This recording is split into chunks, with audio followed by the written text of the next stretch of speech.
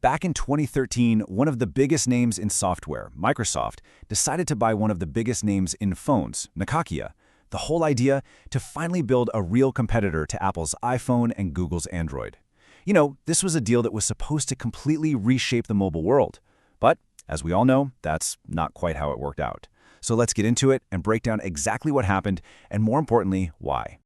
And it all started with this number, $7.2 billion. That's what Microsoft put on the table to buy Nokia's mobile phone business. They were basically betting the entire house, hoping this would finally give them a serious foothold in the smartphone market. And this is the number that ended the story. Just 2 years later, Microsoft wrote off an amount even bigger than the purchase price. They were effectively admitting the whole thing was a complete, colossal failure. Honestly, it's one of the most incredible collapses in modern tech history. It really makes you wonder, right? How could two absolute giants of the industry, with all their money, all their talent, fail this spectacularly? What on earth happened between that massive investment and that even bigger write-off? Well, answering that question is exactly what we're here to do. Okay, so here's how we're going to break it down. First, we'll set the stage for this fateful deal. We'll look at the pressures that pushed these two companies together. Then, we're going to dive deep into the 4 critical mistakes that really doomed it from the start. And finally, we'll pull out the key lessons we can all learn from the wreckage. Right, so to really get why this deal even happened, you have to understand the shaky ground both companies were on at the time. This wasn't some partnership of strength. Really, it was an alliance born out of pure desperation. Now, what's so fascinating here is how their problems were almost perfect mirror images of each other. Nokia, they built these incredible, beautiful phones, but their operating system was basically a fossil. On the other hand, Microsoft had a brand new mobile OS, Windows Phone, but nobody was making phones for it. They each had the exact piece the other was missing. I mean, on paper, it looked like a match made in heaven. But here's the thing. The clock was ticking, and it was ticking loud. The iPhone and Android had totally rewritten the rules of the game years before this deal. By 2013, Microsoft and Nokia weren't just a little behind, they were trying to get into a game whose rules had already been set in stone by their rivals. This acquisition wasn't just a strategic move, it was their last desperate shot to catch up. So for that $7.2 billion, Microsoft got the whole shebang. Nokia's factories, its massive patent portfolio, and tens of thousands of employees. It was a huge all-in bet, and it was championed by the CEO at the time, Steve Ballmer, in a really bold play to turn Microsoft from just a software company into a real devices and services giant. The big idea behind this whole bet is a concept called vertical integration. You've seen it before. It's the Apple model. The thinking was, look, if we control the hardware and the software, we can create this perfectly smooth, seamless experience that will finally get people excited about the Windows Phone ecosystem. But this whole multi-billion-dollar strategy, every part of it, was balancing on one single incredibly fragile assumption, that it was even possible to build a third major smartphone ecosystem from scratch, this late in the game. That in a world already dominated by two giants, there was still room for one more. And as we're about to see, that assumption was just dead wrong. So, we know that core assumption was flawed. But why? Well, the failure wasn't because of one single thing. It was really a deadly combination of 4 distinct, fatal flaws that pretty much doomed this deal from day one. And we're going to walk through each one of these. We'll start with the failure to build an ecosystem, then the fact they were just way too late to the party.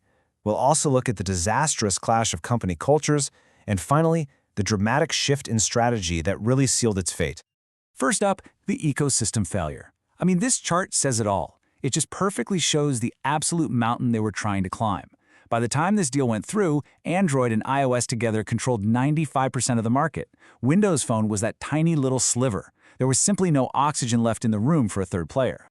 And that tiny market share created this deadly feedback loop, something people call the app gap. Just think about it for a second.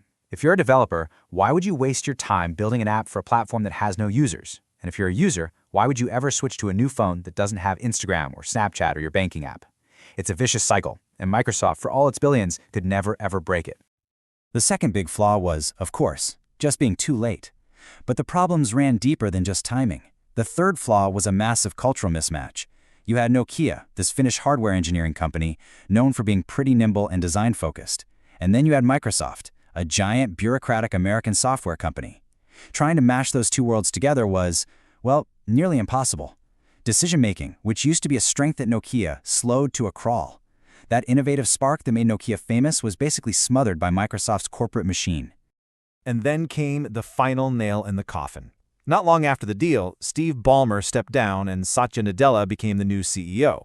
Nadella came in with a totally different vision for Microsoft. Cloud first, mobile first.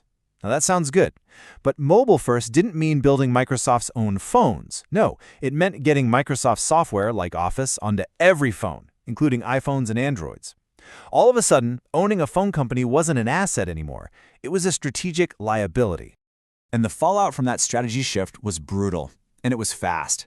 In 2015, Microsoft took a $7.6 billion impairment charge, which is just corporate speak for admitting the Nokia assets were worthless.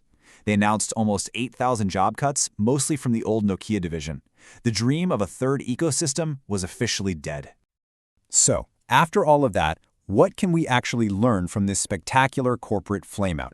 Let's try to distill this whole story into a few clear, powerful lessons about business strategy.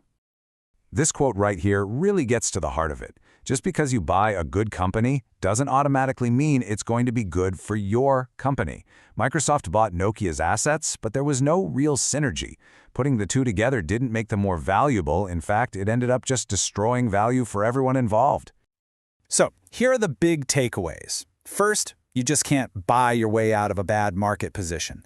Second, in today's tech world, the ecosystem is everything. It's way more important than just having good hardware or software. Third, timing is absolutely critical. Microsoft was simply too late to the game.